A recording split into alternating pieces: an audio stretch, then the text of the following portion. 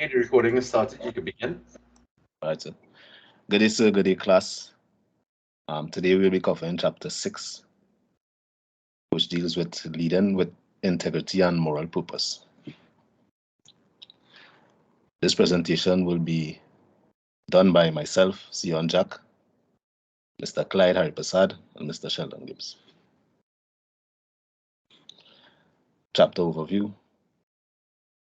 the process of creating and sustaining ethical organizational environment, an analysis of the moral dimensions of transforming leadership theory, an examination of the ethical influences that participants have on the organization through behavior modeling.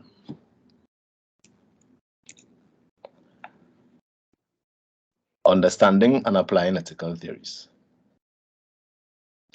In order for one to lead or to be part of any organization, understanding and applying ethical theories and models that operate from organizational values or codes of conduct, as well as being aware of your own moral development and that of others in your organization, helps to create and sustain an ethical organizational environment. And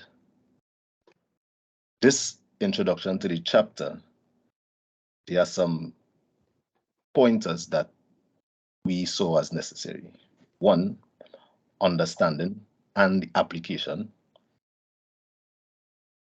To be aware of your own moral development and that of others, and to help to create and sustain the ethical organization within the environment. And we see it as important, especially where it alludes to sustaining and maintaining that environment amongst workers where we operate on a daily basis. Applying the theories, we know it will be something that we have to learn the theories in order for us to apply it.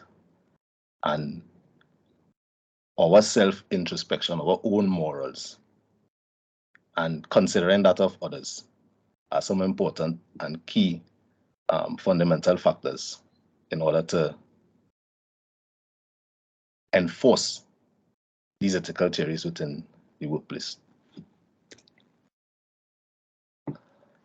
Qualities to advance ethical standards.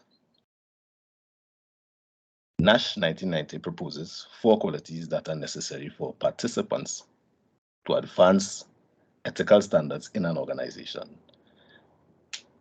In this statement, we highlighted participants to bring to light the importance of everyone being involved and not just those in leadership positions. 1, we have critical thinking skills, which is used to analyze and convey the ethical components of a problem or dilemma. A high degree of integrity, stand up for your personal and professional ethics. 3, the ability to see situation from others' perspective, showing concern for others. And 4, personal motivation to do the right thing. When using ethical decision-making models, it is important that we be prepared, or individuals be prepared, to receive criticism. They would see members revolt, and they may see a decline in membership as well. Nash's idea of having personal courage is of utmost importance when trying to make the right decision of an organization in the face of opposition from membership. Any change that any leader or any participant within an organization is willing or decide that they want to make would come with a lot of opposition from membership, and they have to be able to have that personal courage to go forward. values and principles versus organizational standards. Individuals committed to lead with integrity face their own dilemmas. They face their own dilemmas of what to do and when their values and principles clash with organizational standards. It is a very difficult situation and offers three choices. One, can ignore or put up with the situation. Two, address the situation and work to change the organizational climate into one that is ethical in nature, or leave the organization. So these three choices that individuals have, those who want to enforce or bring forward an ethical principles and values within the organization, would face either one of these three or have to make a decision based on one of these three.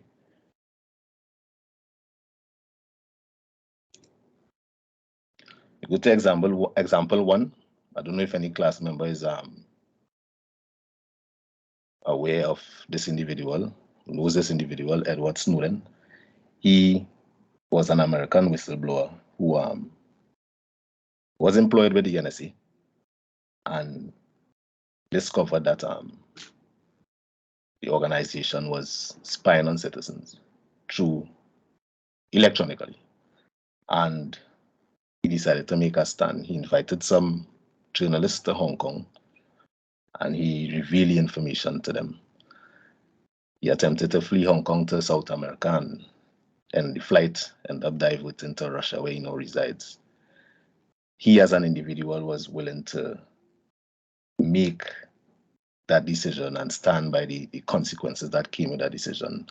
Many American citizens view him as a hero who brought forward information that the general public wasn't privy to, and others see him as a traitor to his nation.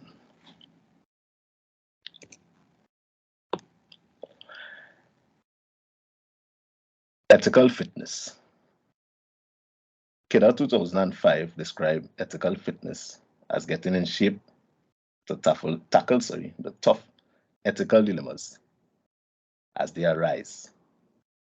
That same fitness applies to our ability to express moral courage. Being ethically fit means being mentally engaged, thinking about the dilemma you are facing, reasoning through it, and grappling with the tough issues. To be ethically fit, it takes a lot out of an individual or individuals within an organization because of everything that is coming their way.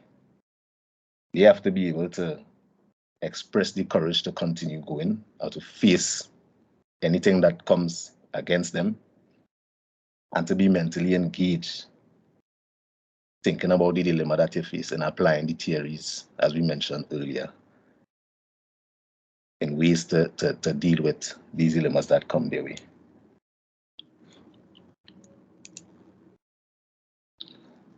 How to create an ethical environment.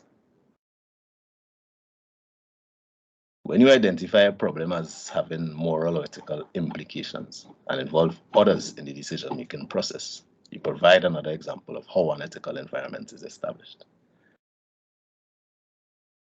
We, within national security, understands the value of teamwork and working together. And we always speak to that type of behavior as one that brings forward results and has the capability of organizational change, whether it be culture or otherwise. And in this explanation, it is alluding to the fact that one individual may have the vision or the ability or the courage to enforce an ethical change within an environment.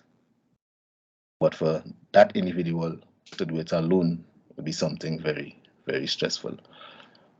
involving others, it will always seem as though you are seeking the interests of everybody within the organization to do good.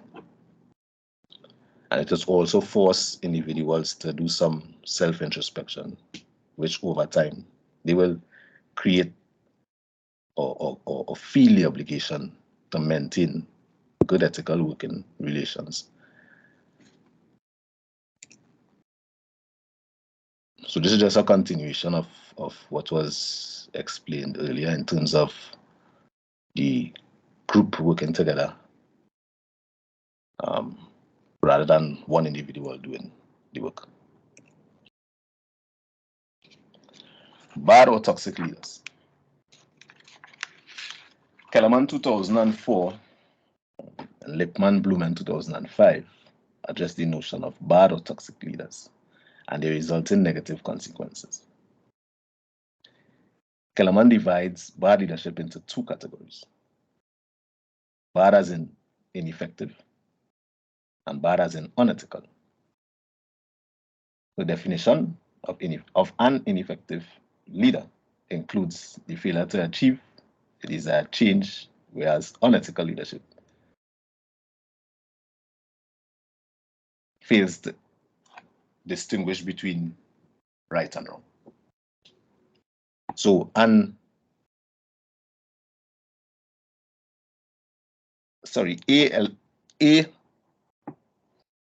unethical leader could be an ineffective leader, and vice versa. An ineffective leader could be an ethical leader. An ineffective leader may not be able to achieve the desired goals of the organization within the time frame that they expected him or her to do it. However, he may be an ethical person in doing everything the correct way. Whereas an effective leader may be unethical because they may be reaching the thresholds that the organization require and doing it in a very unethical manner, unscrupulous and unethical manner. So that's the difference between both. So we have some traits and behaviors of toxic leaders. Just name a few. Leaders that leave their followers worse off than they found them. And as a leader, we're supposed to be seeking the interests of those who follow and trying to improve their lives. So this is a toxic trait, toxic leaders. Consciously feeding their followers illusions that enhance the leader's power and impair the followers' capacity to act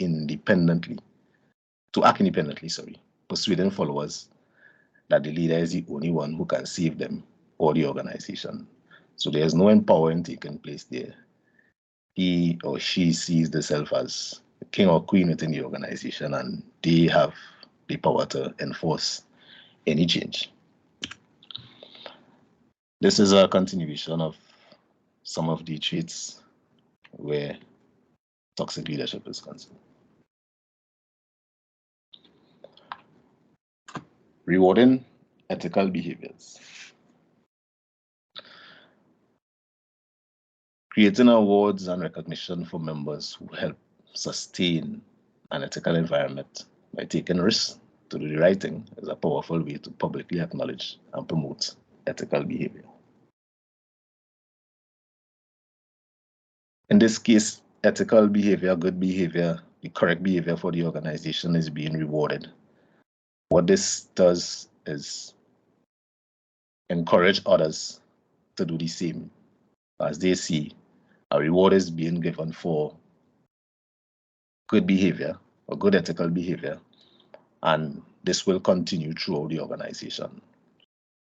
Whilst there's ethical behavior taking place within an organization, there's also unethical behaviors taking place.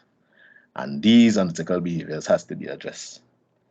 Back then, they would have treated individuals who have acted unethically. They treat them in a way that they will publicly disgrace them or bring their doings to the forefront. And what that actually does, it damages the individual's image.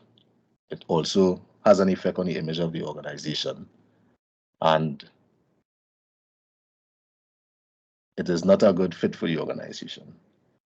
So it is encouraged that these type of behaviors are dealt with severely, but more in a more private and ethical manner.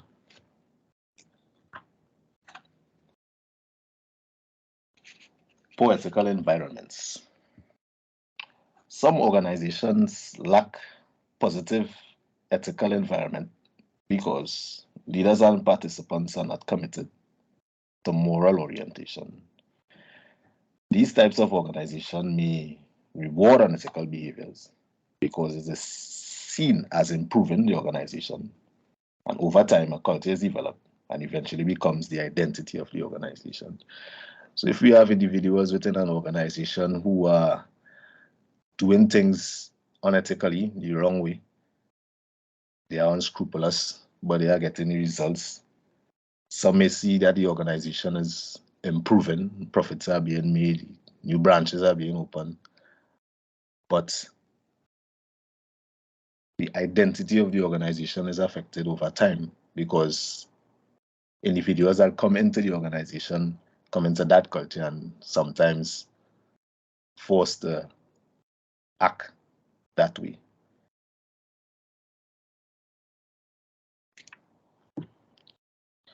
Organizations that have crashed due to unethical behaviors.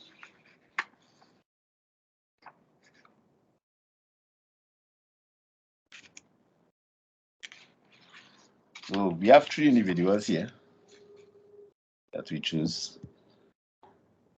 Individuals who made career and unethical decisions.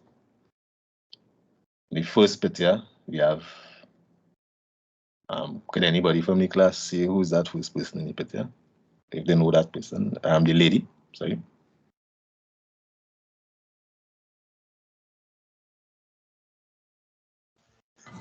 I think it's Martha Stewart.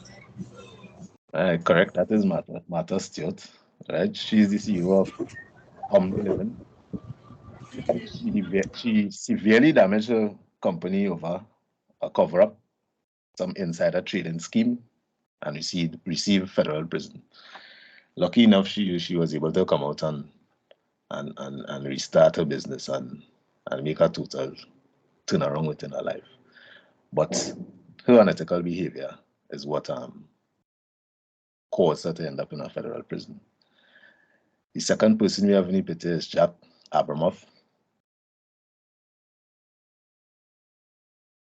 Like, this individual was a lobbyist.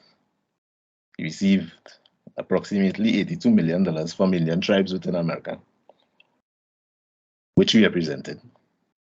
And he funneled the money to political leaders, including a congressman within the government. The third person on the list, we have Ken Lee, the former CEO of Enron, who duped his shareholders and others and destroyed his company. He had a sudden death in 2006, and he has been convicted to fraud and face a maximum sentence of about 45 years in prison and 120 on separate cases. So these are 3 individuals that acted unethically, and it affected their careers and their organization. Moral purpose as an act of courage. Keda 2005 describes moral courage as a quality of mind and spirit that enables one to face up to ethical challenges firmly and confidently, without flinching or retreating. Moral courage can be viewed as the intersection of 3 conceptual fields: principle, danger, and endurance.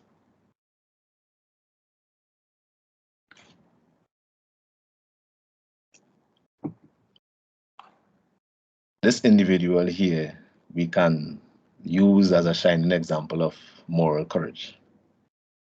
Nelson Mandela was in prison for 27 years for his opposition on the apartheid in South Africa.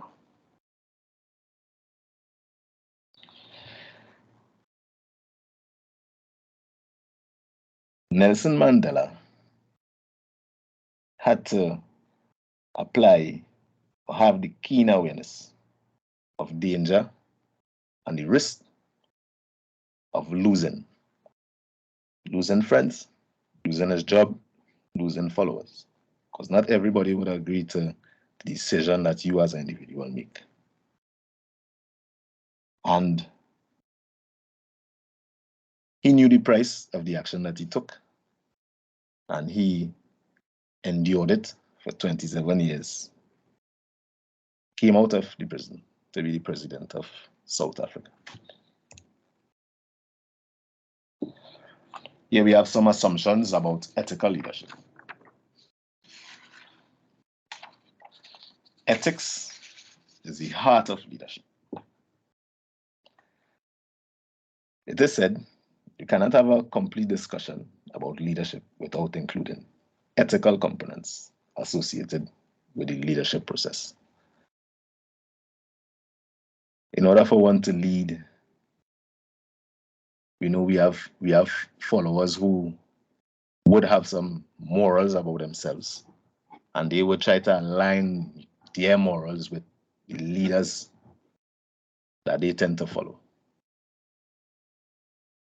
So it is important for leaders to have good ethics about themselves, to engage and to attract followers with ethics alike.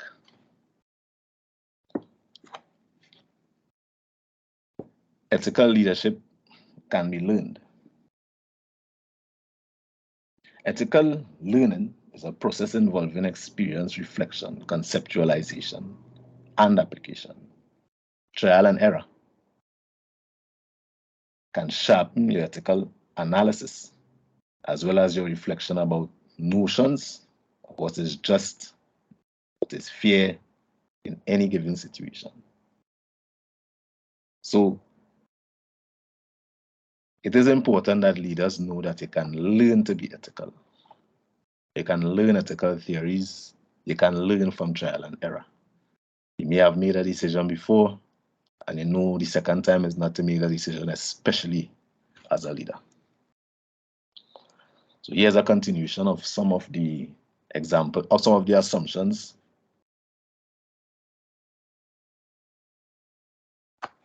Then we move on to leading with moral purpose.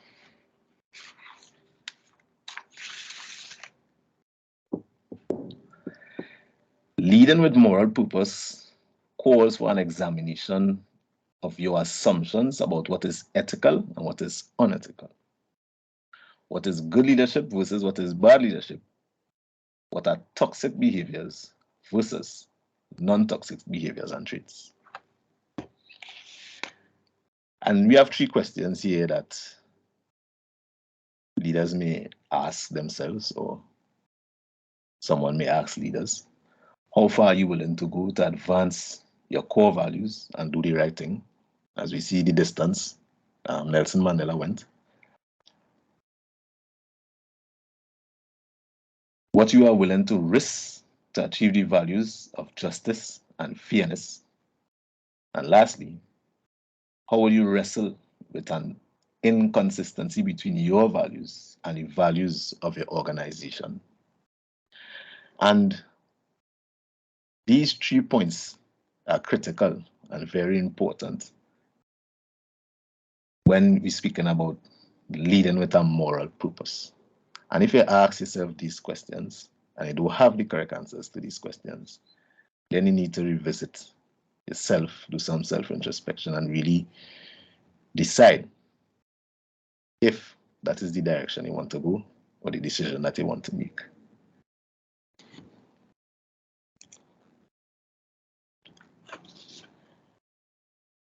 Cultural assumptions.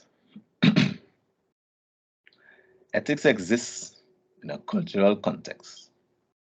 They are culturally bound or culture specific. There's no universal agreement on what behaviors or practices are considered appropriate, legal, ethical, or moral across cultures. So in Trinidad and Tobago, we might be used to an unethical practice within our country. And in another country, that same practice is punishable more severely than it is here. Now, we might think that these people are being harsh, or vice versa. They might think that we are being soft in Trinidad and Tobago, when actually that decision to punish or to not punish has something to do with their culture and our culture. There's no universal agreement, meaning that no one country could say this is ethical in one country and or this should be this way in another country, because cultures play a big part where that is concerned. Ethics are also temporal in nature, especially in light of changing laws and legal norms. What is considered by many to be ethical and legal standard practice until the 1960s, having separate water fountains and other facilities in black and white communities is considered illegal, unethical, and immoral. But back then it was part of the law. So another country may have had an issue, or another culture of people may have an issue with that law, but it was law in that country. And as time changed, the laws changed, as new ethics or ethical provisions or theories came about. It was enough to change the law. And in this case, it did. Laws and regulations influence the changing nature of ethical practices and behaviors, especially in the business world. As I mentioned earlier concerning the individuals that brought their organizations into disrepute, we know that their behaviors were unethical and unscrupulous. And laws and regulations could have an influence on that. After the action, laws could be enforced for organization or businesses to not practice such actions. One of the things in Trinidad and Tobago where that was concerned was the susu, what was taking place in Lakota. And I think legislation is being formed to deal with anything concerning that type of quote-unquote Ponzi scheme that was taking place there. So here we have some common values of leaders. We have Keda 2005 and Seligman 2002. Love, truthfulness, fairness, freedom. On the other side, we have courage, love and humanity, temperance, etc. Differences in culture. What is socially practiced and acceptable in one culture may be repudiated in another. This brings up a painful or perhaps sobering reality that there is no moral consensus in international affairs. Culture tolerance implies that differences in practices are recognized, but not for the purpose of imposing or changing the practices to suit a particular cultural belief. Donaldson, 1989. So I believe I would have mentioned this in one of the earlier slides.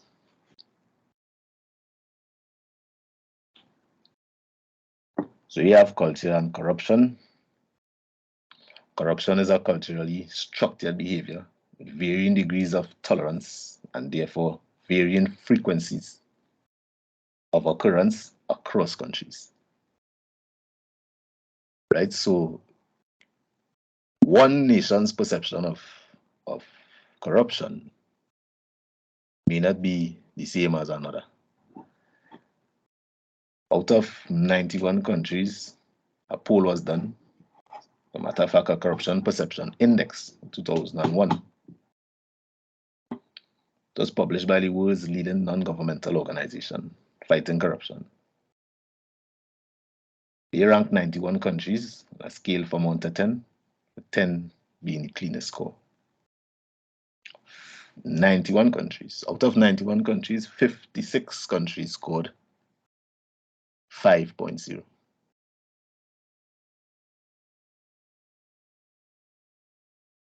There were a couple of countries, about 8 countries: Azerbaijan, Bolivia, Cameroon, Kenya, Indonesia, Uganda, Nigeria, Bangladesh, who received a score of less than 2. And we have countries like Finland and Denmark who scored 9.9 and 9.5. So we see any disparity where corruption is concerned across the world, and how different cultures advocate for unethical behaviors, and some who promote ethical behaviors as a country or a nation code of conduct. I will now hand you over to my esteemed colleague, Clyde Hypersat. Thank you, Mr. Jack. Good day, class. Good day, Mr. Bisu. So I am Clyde Hypersat, and I'll be focusing on ethical theories and moral purposes, the transformational leadership theory, modeling a moral purpose, and moral talk. Next slide, please.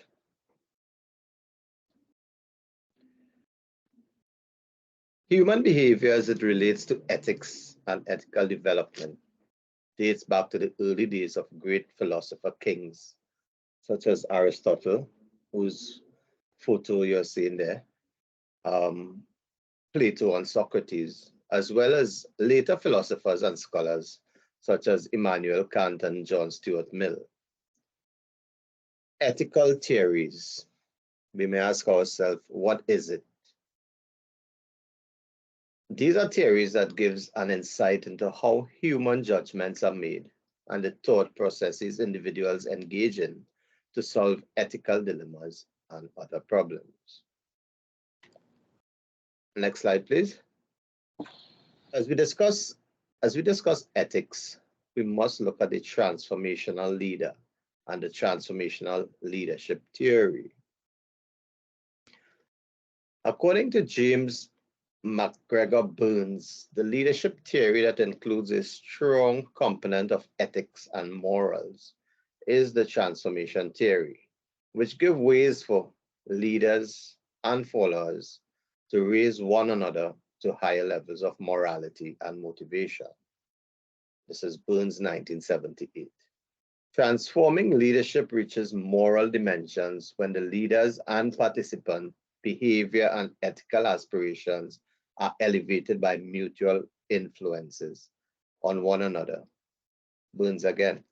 Transforming leaders are able to persuade, he has a desire to change something, and in a multi-directional way, influences relationship between himself and participants. Participants under this type of leadership also pushes leader to higher ethical standards. Next slide, please. So transforming leader continued. Peace, justice, fairness, liberty, equal opportunity, and people's general welfare. Those are qualities that are expressed by transformational leaders. Burns labeled these ideals as end values. End values. These ideas and values act and encourages people to be aware and conscious of their feelings. Not just conscious of their feelings, but so much so that it is meaningful and it pushes them towards purposeful action. Transformational leadership theorizes the relationship between leaders and followers alike. Burns described this relationship as symbiotic and as an interaction of power and shared values. It is the power of a person to become a leader, armed with principle and rising above self-interest, narrowly conceived, that invests that person with power and may ultimately transform both leaders and followers into persons who jointly adhere to modal values and end values, according to Burns. Next slide, please.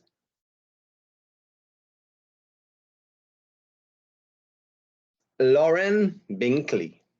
This person was the president of the Student Alumni Associates and historian of the Student Government Association at the University of Tennessee. She gave a testimony of how she applies transformational leadership to her profession and her life at large. And it goes as follows, and I quote, "Some of the core ethical values by which I live and lead are to be honest, to be fair, and to be kind. Honesty is always important. If people cannot trust you, they will not respect you. It is a challenge to be a leader that people do not respect. Fairness is also important. If you treat everyone you come into contact with in the same way, you will rarely face interpersonal problems in your organization or groups. This illustrates to people with whom you are working that you believe in them just as much as anyone else, that you respect them as a person, and that you value their contribution to the group. Kindness is a third value by which I live and lead. While it is important to be firm, it is also important to lead with heart.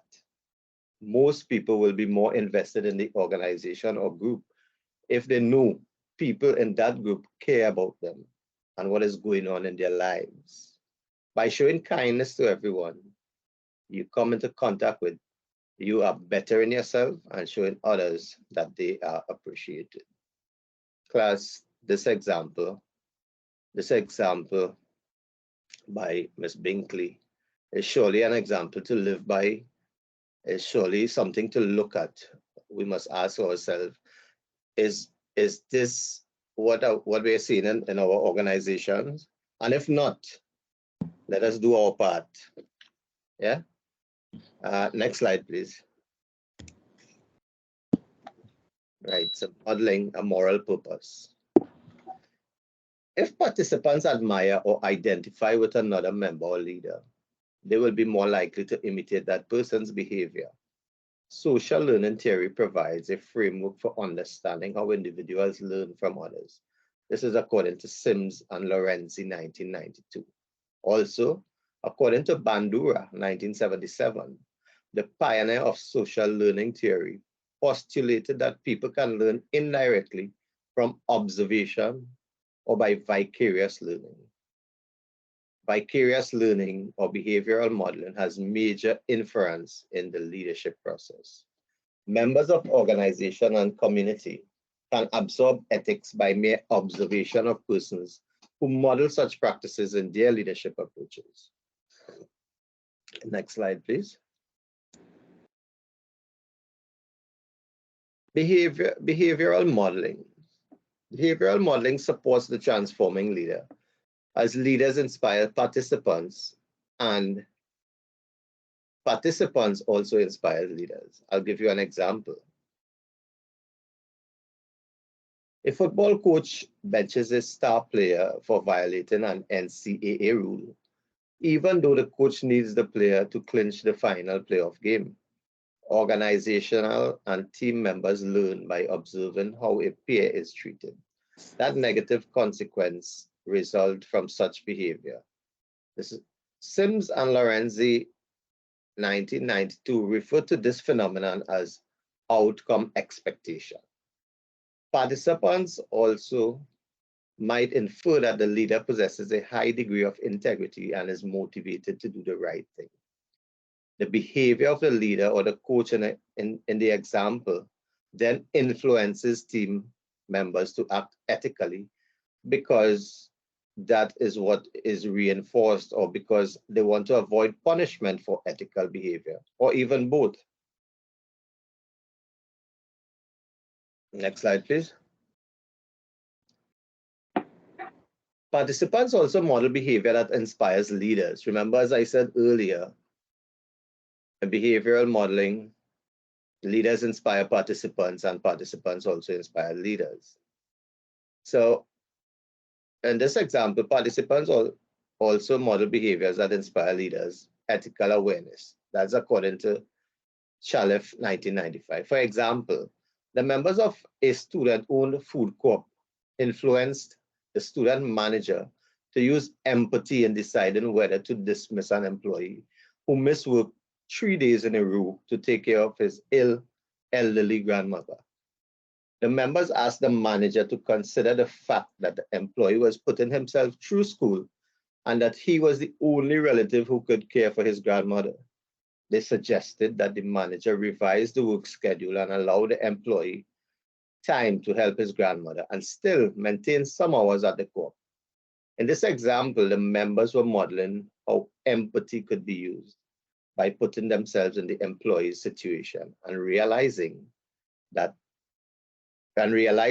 the impact of dismissal would be. Again, class, empathy. This plays a very, very important part in inspiring others. Yeah, next slide, please. Separate and apart from those two examples that I just gave there, modeling also can have external effects that extend beyond organizational boundaries.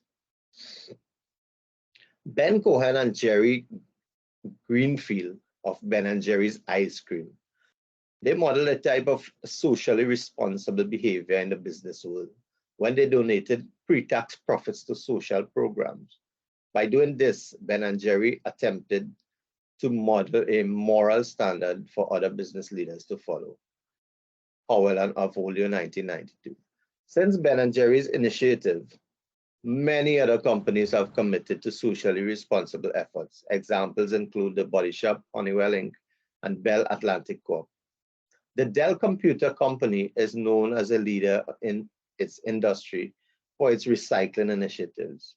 General Mills provides significant resources and services to initiatives focused on community development, women, and minorities. Next slide, please. Likewise, we also witness examples of corporate irresponsibility from some companies. Walmart. Walmart has a record of using discriminatory practices based on race and sex in hiring and promoting employees. Or Nike and others whose goods are manufactured in sweatshops that employ child laborers in developing countries. These examples, both positive and negative, illustrate that modeling by leaders and participants affects the ethical climate of organizations. Another form of modeling is when leaders or participants engage in discussion of ethical issues or bring up ethical dilemmas that can be resolved through an exchange of multiple perspectives. That discussion we would refer to as moral talk. Can we go to the next slide, please? Moral talk. Now, not very often organization or partners discuss ethical and moral questions. It's often difficult to advance such a conversation. However, leaders and participants should engage in conversation that would allow moral complexities, problems, and ethical dilemmas to be voiced. Bird and Waters 1989 provides an interesting notion of modeling or influencing ethical behavior through verbal exchange, or what they perceive moral talk, or dialogic leadership. Nielsen, 1990. The dialogic leader is one that encourages discussions of ethics and the material interests of all involved. This type of leadership creates and sustains an ethical environment. Class, that moral talk, if that is not happening in your organization, please encourage that to take place as the dialogic leader. This type of leadership creates and sustain an ethical environment. And I guess that is what we're looking for, an ethical environment. Yeah. Next slide, please.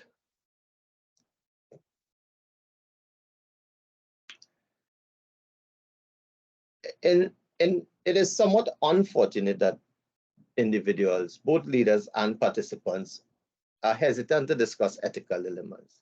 This lack of discussion about ethics is referred to as moral muteness, according to Bird and Waters 1999. Some of the reasons, what are the reasons? Some of the reasons for moral muteness are as follows. It's the avoidance of complex problems with moral overtones, protection of the positional leader, the positional leader's own managerial flexibility in solving problems, avoidance of dealing with varying ideological and moralistic perspectives, and avoid discussion of ethics and morals due to their own ethical illiteracy. Right? As I conclude my portion of this assignment, these reasons potentially impedes the problem-solving process. Not engaging in this discussion gives rise to the neglect of moral abuses and creates an environment that opposed to moral considerations. It is the shared responsibility of members and leaders alike to initiate moral talk and to avoid moral muteness. The leaders and participants can use moral talk to influence others to carefully consider their perspective and positions on issues. I now hand you over to Mr. Sheldon Gibbs. Good day, class. Good day, Mr. Bisu. My portion of the presentation will be based on ethical dilemmas, influences, approaches, or models, and their impact on our choice or decision-making process. As a leader, one will be faced with ethical dilemmas and problems which must be confronted and resolved. A question that must be asked, or what is trending at the moment, will be officers attending calls and deciding to take photos of persons in distress or accident victims to post on social media. The question must then be asked, does this activity show any empathy or compassion for the affected family? And how does the organization appear to the general public? Next slide. In relation to the CRN presentation on creating an ethical environment, and in contrast a bit to Clyde's presentation on moral muteness, we have the relational leadership model, which can be utilized and emphasizes inclusion and process-oriented leadership and suggests that leaders and members participate in addressing ethical dilemmas by utilizing, as we see on the screen there, being reflective, which is where we have deep thought as the example I utilize. What is the impact of this activity to the organization? We can challenge it to identify, based on a test, how does this activity measure against our mission, vision, goals, and objectives of our organization? Are we appearing to be caring or show any concerns for others by doing this activity of posting images on social media? What is the purpose behind it? If it is we agree as a group that we will be taking these kind of photos, will the photos be for statistical data, or are we using it just for individuals' reasons for posting stuff on social media for likes? Or are we using it as a true consultation, whereby we measure against professional recommendations with respect to best practice? All of these must be considered in a view of creating or dealing with ethical issues. Next slide. From an organizational perspective, after all the group talk and comment to understanding, we can identify the following approaches to resolving ethical dilemmas. Firstly, we could develop a professional code of conduct, which would have been utilized by teachers, engineers, nurses, lawyers in the past, whereby even just hearing the position, there was a certain level of respect that was granted to that individual. We could identify client confidentiality practices as utilized by counselors or religious heads, whereby whatever information is passed from the persons or the participant remains in their confidence. We could identify or implement policies that guide behavior, such as sexual harassment policies or non-discrimination policies, all with a view of, again, showing respect to others.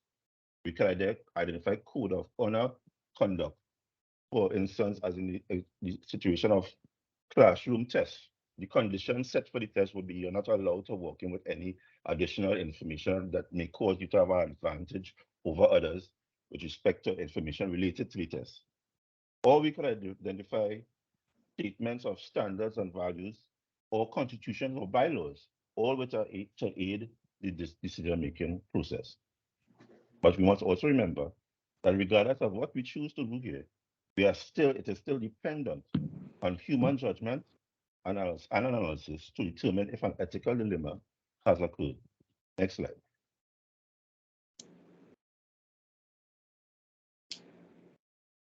From a personal perspective, ethical decision making will still be grounded in terms of an individual's core values. This was expressed again by CRN when he was talking about the value of leaders, and by Clyde and the end values of a transformational leader. It all comes back again. All these core values must be introduced and must be discussed. Are you honest? Are you trustworthy? What's your level of integrity and respect? Integrity and respect. Do you have team spirit? Next slide. And based on these questions, next slide, the question of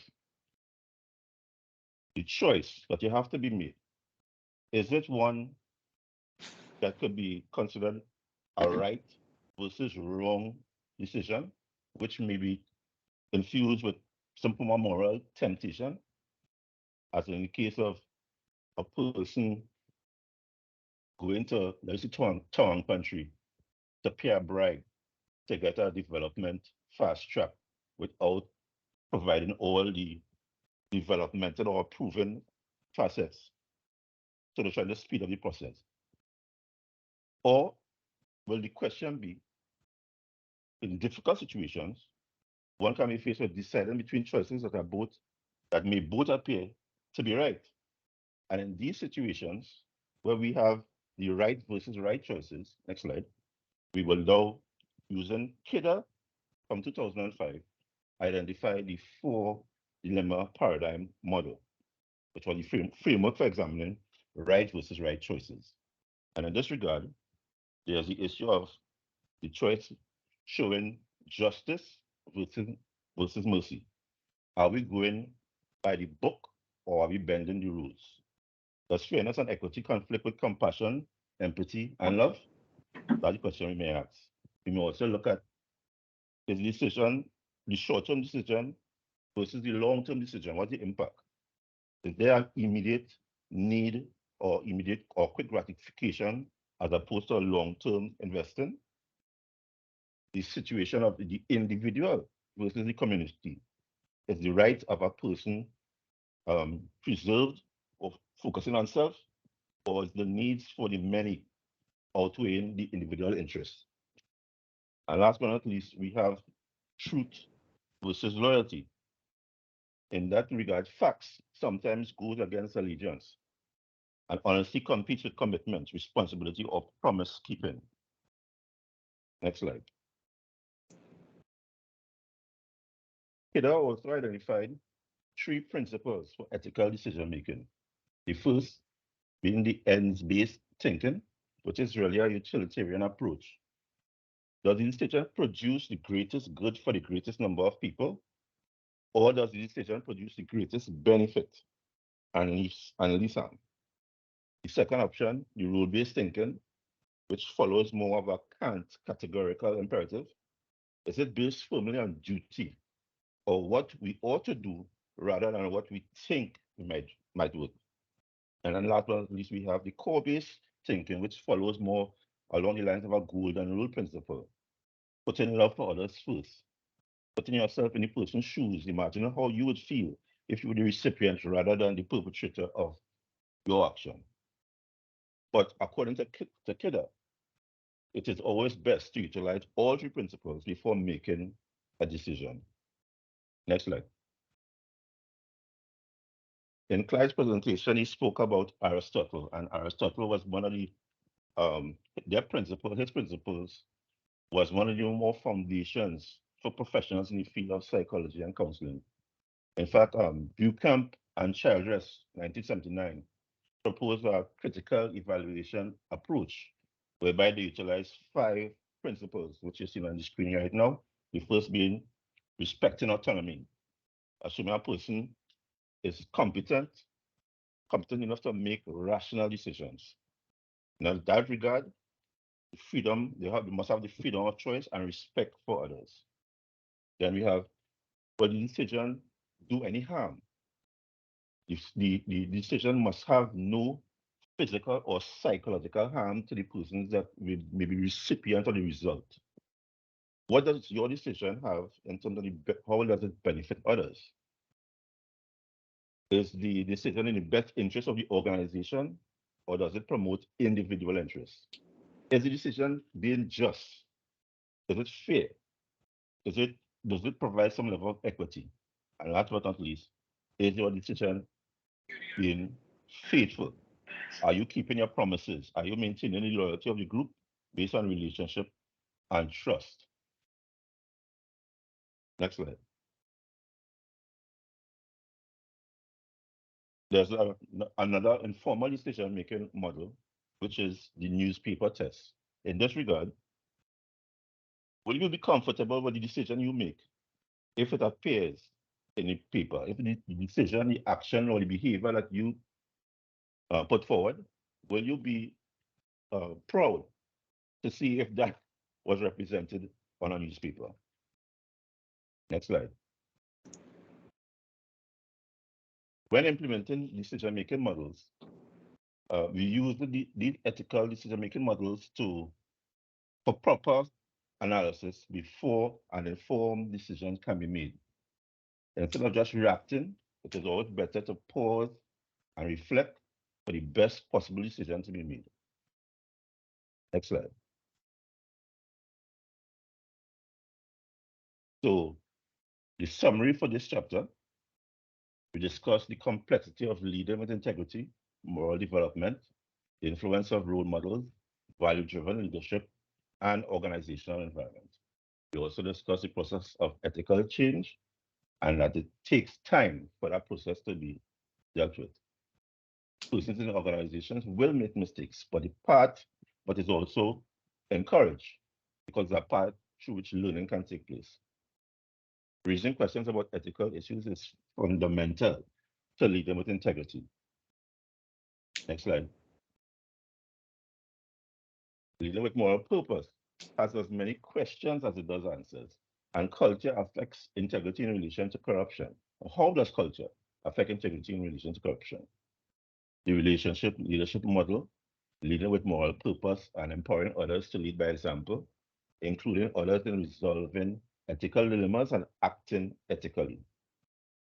Fellow classmates, Mr. Bisu, integrity in the way we do business and make decisions is paramount in how, as individuals, we do business, and not just as an individual, but as an organization. How are we affected as an organization? How do we appear to the public? So I hope that we all take note and adjust our actions and behavior for the overall benefit of the citizens of Trinidad and Tobago who we serve. Thank you.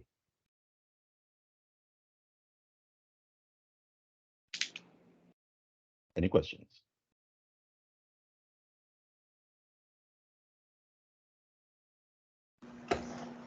Okay, if there are no questions, I'm going to pause the recording now.